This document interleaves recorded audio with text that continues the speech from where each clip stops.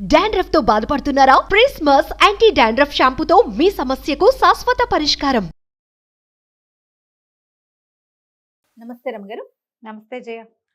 రమగారు, సాధారణంగా ఉద్యోగాలు చేసినా వ్యాపారాలు చేసినా ఏం ఆలోచిస్తామంటే డబ్బు. ఎవరు ఏది చేసినా దానికోసమే కదండి. ఫ్యామిలీకి కొంత టైం ఇవ్వలేకపోతున్నాము. పీక్స్లో ఉన్నప్పుడు నిజంగా ఫ్యామిలీకి టైం ఇవ్వలేకపోతాం. లేదు ఫ్యామిలీకి ఇస్తున్నాం అనుకోండి, కెరీర్ మీద అంతగా కాన్సన్ట్రేట్ చేయలేకపోతాం. రెండు బ్యాలెన్స్ చేసుకోవాలంటే చాలా కష్టపడాలి, చాలా ఓర్పు నేర్పు ఉండాలి.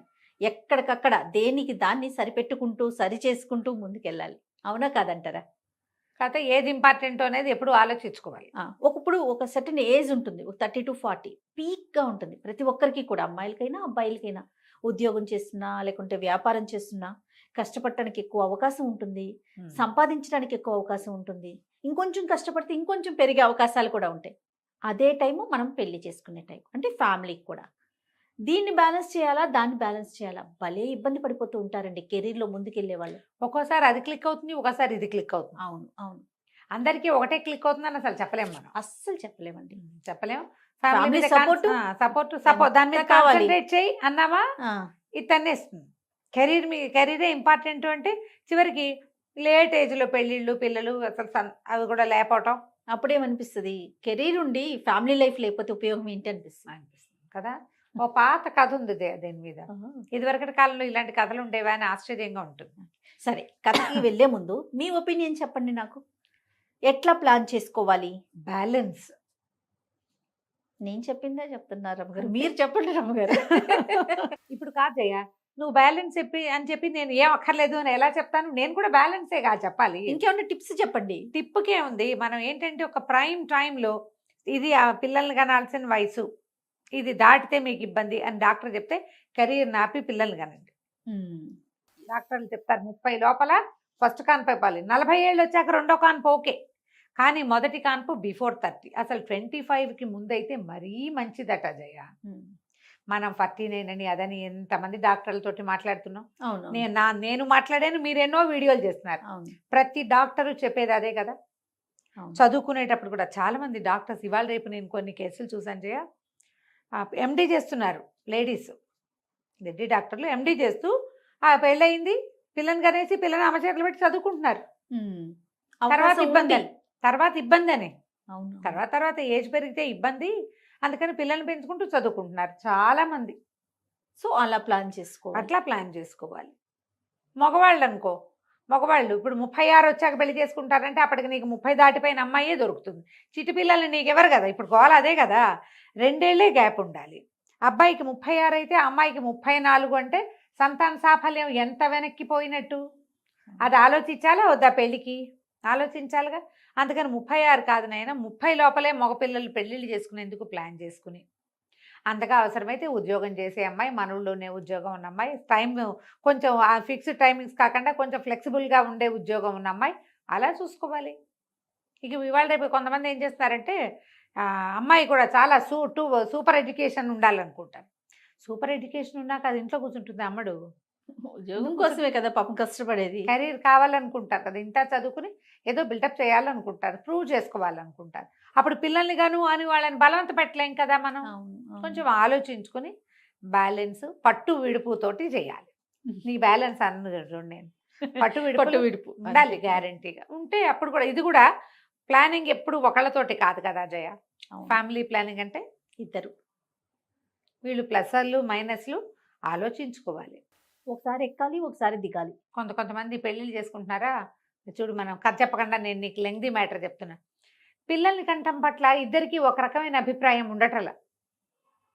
మగవాళ్ళు పిల్లలు వద్దనుకుంటారు, లేదా అమ్మాయిలే పిల్లలు నా వల్ల కాదు, ఎవరైనా తెచ్చుకుని పెంచుకుంటాను అంతే తప్పిస్తే నేను కన్ను, ప్రెగ్నెన్సీ భయం, పెంచలేను నేను, ఇప్పుడే కాదు, నేను పిల్లల కోసం రెడీగా లేను, ఇలాంటివి చెప్తారు.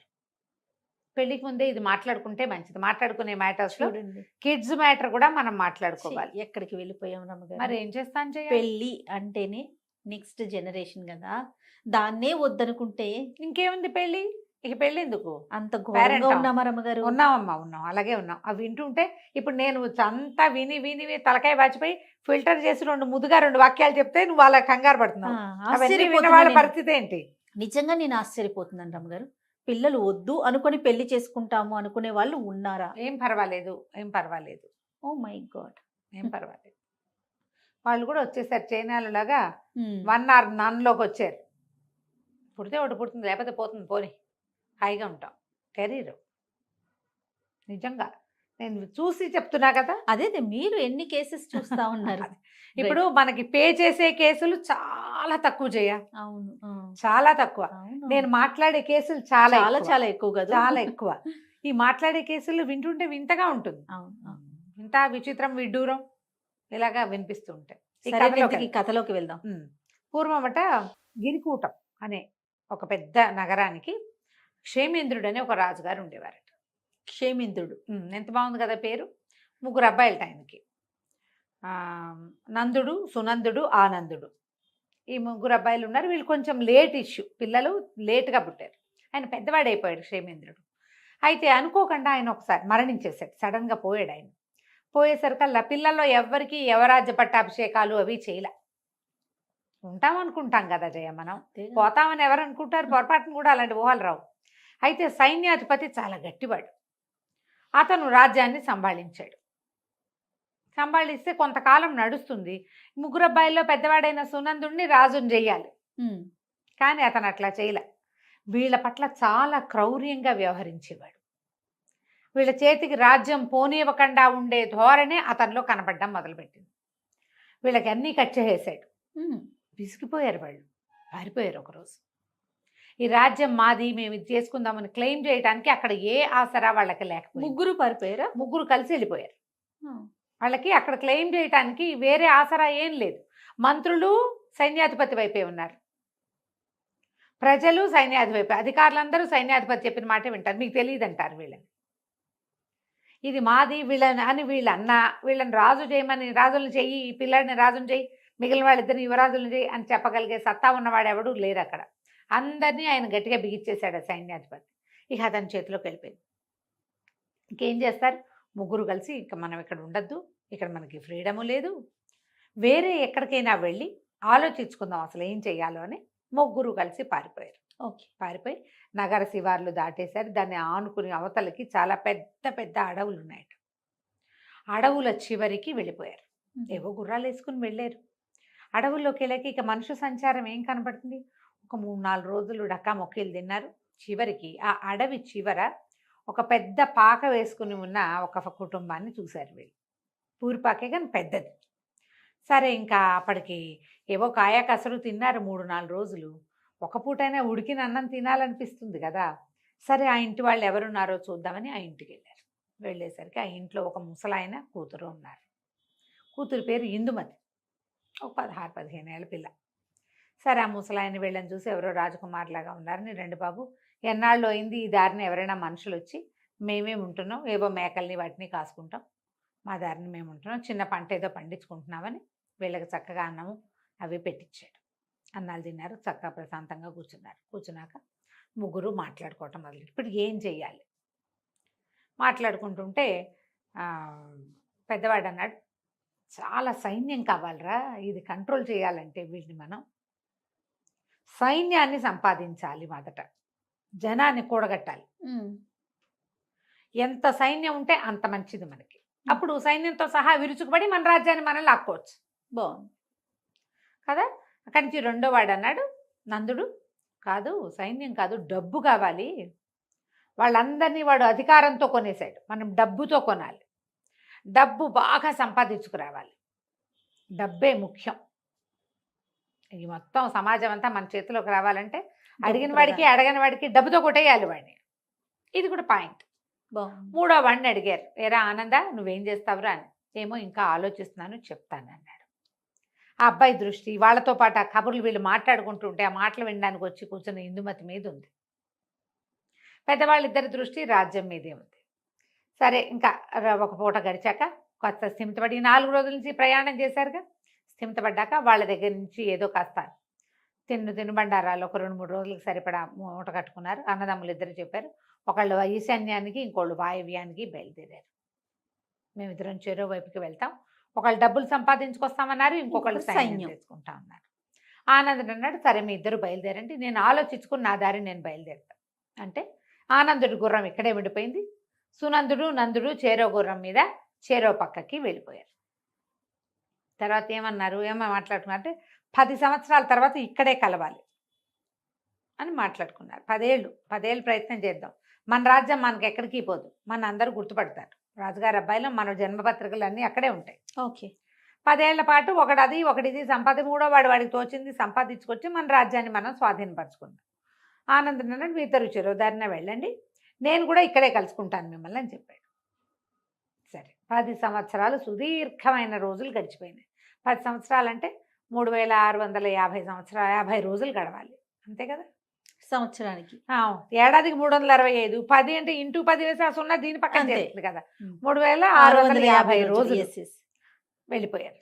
10 ఏళ్ల తర్వాత ఒక రోజున పెద్ద సైన్యం, కనీసం ఒక 25,000 మంది ఉంటారు. సైన్యం ఆ గుడిసె వైపుకి నడిచొచ్చింది. ఇంకో పక్క నుంచి గాడిదలు, కంచరగాడిదలు, గుర్రాలు, లొట్టిపిట్టలతోటి ఇంకొక పెద్ద వ్యాపారస్తుల బిడారు ఇంకొక పక్క నుంచి నడిచొచ్చింది. ఈ సైనికులతో వచ్చిన వాడు ఒకడు వాజానుబాహు, కణతల దగ్గర అక్కడ నెరిసి ఉంది, గడ్డం నెరిసిపోయింది, కానీ మంచి బలశాలి ఆజానుబాహుగా ఉన్నవాడు ఒకడు. ఈ రెండో గుంపుతో బేహారీలతోటి వ్యాపారస్తుల సమూహంతో వచ్చినవాడు ఇంత బొజ్జ, స్థూలకాయం, తలకాయ నెరిసిపోయి ఉన్నవాడు రెండోవాడు. వాళ్ళిద్దరూ కలుసుకున్నారు. ఒరే నందా సునందా అని మాట్లాడుకున్నారు. ఆనందుడు ఏమయ్యాడో అంటే వాళ్ళు ఒక గుడిసె ముందు ఆగారు కదా, ఆ గుడిసె ఇది వరకు చిన్న గుడిసెగా ఉండేది. ఇప్పుడు చుట్టూతా ఇంకా 3-4 శాలలు లాంటివి వెలిసినాయి, చుట్టూతా తోట వచ్చింది, ఇద్దరు అంతంత పిల్లలు అక్కడ ఆడుకుంటున్నారు. ఇందుమతి ఇదివరకు వాళ్ళు చూశారు కదా, ఆ అమ్మాయి ఒక చంకలో ఉన్న పిల్లవాడితోటి గుమ్మం దగ్గర నిలబడింది. వీళ్ళు ఏదో డెవలప్ అయ్యారనుకున్నారు. ఆ ఇంటి వెనక నుంచి ఆనందుడు నడిచొచ్చాడు ముందుకి. ఆశ్చర్యపోయారు వాళ్ళు.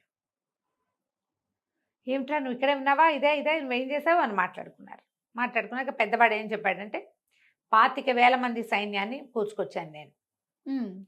మనం ఉత్తరాలు రాస్తే 5వ రోజుకి ఇంకో 25,000 మంది సిద్ధంగా ఉంటారు, ఈ సైన్యం అంతా మంది, దీంతో విరుచుకు పడిపోవటమే వాడి మీద అనగానే రెండో వాడు చెప్పాడు 25 లక్షల దినారాలు కూడబెట్టాను నేను. చాలా పెద్ద సొమ్ము కదా 25 లక్షలు. మరి మొత్తం వీటి మీద ఉన్న సరుకంతా మందే, మన వ్యాపారం నడుస్తూనే ఉంది. ఇవాళ మన దగ్గర 25 లక్షలు ఉంది, ఊరు మీద 2-3 కోట్లు ఉన్నాయి వ్యాపారంలో. ఎంత డబ్బు కావాలంటే అంత డబ్బు ఉత్తరం రాస్తే వచ్చేస్తుంది 10వ రోజు కల్లా. నీ సైన్యాన్ని కూడా ఈ డబ్బులతోటి కొనేయగలను నేను అన్నాడు. పదండి విరుచుకు పడదామన్నారు. ఆనందుడు ఏం చేశాడు, అక్కడే ఉండి ఇందుమతిని పెళ్లి చేసుకుని 3 పిల్లల్ని కన్నాడు. ఆ తోట దొడ్డి అది విశాలంగా చేసుకున్నాడు, అడవంతా స్వాధీనంలో ఉంది. అప్పుడు ఆనందుడు ఏం చెప్పాడంటే, అంత కంగారేం లేదు, మీరిద్దరూ వెళ్ళిపోయినటువంటి 3-4 సంవత్సరాలకి గిరిపురం అది ఉంది కదా, అక్కడి నుంచి మనకు ఉత్తరం వచ్చింది, సైన్యాధిపతి మరణించాడని, రాజ్యం అరాచకంగా ఉందని, వచ్చి స్వాధీనపరచుకోమని రాశారు. రాస్తే నేను మళ్ళీ ఉత్తరం పంపించాను, మధ్యలో వెళ్ళి చూసొస్తున్నాను, నా భార్య పిల్లలు ఇక్కడే ఉన్నారు, మీకోసం నేను ఇక్కడ ఉన్నాను, మీరు వచ్చాక 3 వెళ్తే 3 పనులు సంభాళించుకోవచ్చు. పెద్దవాడు రాజు అవుతాడు, రెండోవాడు సైన్యాధిపతి అవుతాడు, 3వవాడు మంత్రి అవుతాడు అని చెప్పాడు. పెద్దవాళ్ళిద్దరు మొహమొహాలు చూసుకున్నారు. చేయవలసిన పని చేశాడు కదా వీడు, వాడికి అందరికంటే చిన్నవాడైనా చక్కగా భార్య, ఇద్దరు ఇంతంత చేతికొచ్చిన మగపిల్లలు, ఓ చంటి పిల్ల, 3 సంతానం, యువరాజు కావడానికి రెడీగా ఉన్న పిల్లవాడు ఉన్నాడు వాళ్ళ ఇంట్లో. ఈ పెద్దవాళ్ళు ఇద్దరు, వీడికంటే 5-4 ఏళ్ళు పెద్దవాళ్ళు, తలకాయలు నేర్చిపోయినాయి, గడ్డాలు నేర్చిపోయినాయి, స్థూలకాయాలు వచ్చినాయి, ఇప్పుడు వివాహాలు లేవు, ఇక కావు. చేయవలసిన పని ఏమిటి మొదట, అది వాడు చేసేసాడు. సరే ఏమనుకున్నారు, ఇంకేముంది మనం రాజ్యం చూసుకుని ఆనందుడు కొడుకుని రాజుని చేసుకుందాం, మెల్లిగా కొంచెం పెద్దవాడిని చేసుకుని అనుకుని ఆనందుడిని కుటుంబంతో సహా తీసుకుపోయి వాళ్ళ సొంత ఊరుకు వెళ్ళి రాజ్యాన్ని స్వాధీనం చేసుకున్నారు. ఇప్పుడు సంపాదన, సైన్య సమీకరణ, సంసారమా, కరెక్ట్ ఏజ్లో చేయవలసింది వీళ్ళిద్దరూ, ఇవి 2 చేసేసారు. అవును. ఇది ఎప్పుడు చేస్తారు, ఇక దానికి టైం లేదుగా. దానికంటూ ఒక టైం ఉంది మరి. టైం ఉంది. ప్రధానంగా ఏంటంటే సంపాదనకి ఎల్లలు లేవు. 70 ఏళ్ళు వచ్చా కూడా సంపాదన ఉంటుంది. ఎస్. కానీ సంసారానికి వయసు కావాలి. కావాలి కదా, ఆడకైనా మొక్కైనా. ఇది ఖచ్చితంగా. ఆలోచించుకుని మనం ఈ కథల్ని బాబా. మన జీవితాలకి అప్లై చేసుకోవాలి. అబ్బా, ఎంత మంచి కథ చెప్పారు రమ్య గారు. సూపర్ అండి, నిజంగా నిజంగా పాత చాలా కథ బాగుంది. కదా. ఇప్పుడు మనం Excellent. మనం చేస్తున్న రకరకాల వ్యవహారాలకి దాన్ని అటాచ్ చేసుకోవాలి. సెటిల్ అవ్వాలి, సెటిల్ అవ్వాలి, సెటిల్ అవ్వాలి, ఇల్లు కొనాలి, కారు కొనాలి, అదేదో కావాలి. ఆ తర్వాత కంటానంటే ఆ తర్వాత ఎస్ కౌంట్ ఉండదు, ఆడవాళ్ళకి అవకాశం ఉండదు. ఇంకేం చేస్తావు నువ్వు? ఇల్లు వాకిలి చూసుకుంటూ ఉంటావు అంతే. అంతే. కథ సూపర్ రమ్య గారు. పెళ్లి చేసుకోము అనే వారందరికీ ఈ ఇదే కథని చెప్పాలి. షేర్ చేయాలన్నమాట. రైట్ అండి, నమస్తే. నమస్తే. సుమన్ టీవీలో మీ పర్సనల్ అండ్ బిజినెస్ ప్రమోషన్స్ కోసం కింది నెంబర్కి కాంటాక్ట్ చేయండి.